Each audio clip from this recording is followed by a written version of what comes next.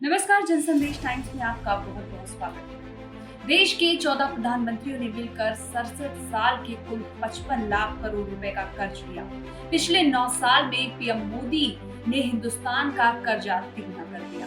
100 लाख करोड़ रुपए से ज्यादा कर्ज उन्होंने मात्र 9 साल में लिया। 2014 में सरकार कुल कर्ज 55 लाख करोड़ रुपए था, जो अब बढ़कर 155 लाख करोड़ हो गया है।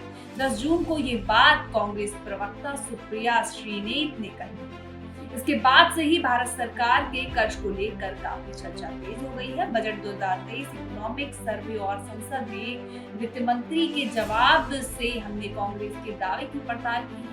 भारत सरकार पर कितना कर्ज है, ये बात केंद्रीय सरकार ने बजट की आधिकारिक वेबसाइट पर बताया। केंद्र सरकार के मुताबिक 31 मार्च 2023 तक भारत सरकार पर 155 लाख करोड़ रुपए का कर्ज है। इस हिसाब से देखें तो पिछले 9 साल में देश पर 181% कर्ज बढ़ा है। 2004 में जब मनमोहन की सरकार बनी तो भारत सरकार पर कुल 17 लाख करोड़ रुपए था।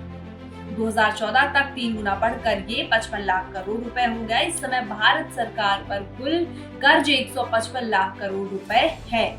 वित्त वर्ष 2014-15 के मुताबिक तब भारत सरकार पर कुल कर्ज 55 लाख करोड़ रुपए था। 2014 में देश की कुल जनसंख्या 130 करोड़ मान ली जाए तो उस समय हर भारतीय पर औसत कर्ज 42,000 रुपए था।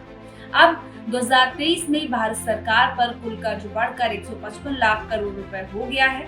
भारत की कुल आबादी 140 करोड़ मान ले तो आज के समय में हर भारतीय पर 1 लाख रुपए से ज्यादा कर्ज है। इस तरह अब अगर विदेशी कर्ज की बात करें तो 2014-15 में भारत पर विदेशी कर्ज 31 लाख करोड़ था। अब 2023 में भारत पर विदेशी कर्ज बढ़कर 50 लाख करोड़ रुपए हो गया। 2014 से 2022 तक 33 लाख करोड़ रुपए से बढ़कर 50 लाख करोड़, यानी इन 9 साल में विदेशी कर्ज 19 लाख करोड़ रुपए बढ़ा।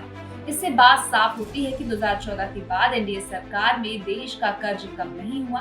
दुनिया में सबसे ज्यादा कर्ज लेने वाले देशों में जापान जैसे देश शामिल हैं। दुनिया का सबसे ताकतवर देश अमेरिका भी कर्ज लेने के मामले में भारत से आगे है। कर्ज में डूबा अमेरिका कंगाल होने से कुछ ही दिन दूर है। राष्ट्रपति जो बाइडेन इतने उलझे हैं कि उन्होंने 24 मई की ऑस्ट्रेलिया विजिट कैंसिल कर दी, जहां क्वाइड मीटिंग हुई थी। वो G7 शिखर सम्मेलन में हिस्सा लेने जापान के हिरोशिमा पहुंचे थे। वहीं चारों राष्ट्र प्रमुखों ने मिलकर क्वाड की बैठक भी कर ली।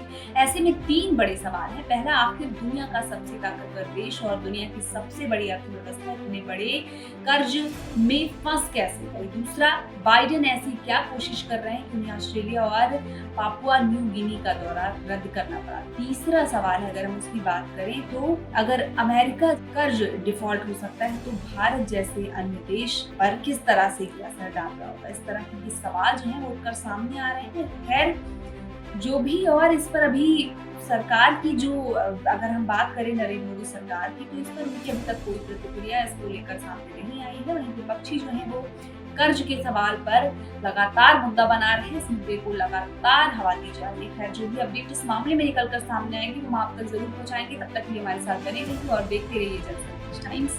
हमारे चैनल को लाइक, सब्सक्राइब और शेयर करना ना भूलें।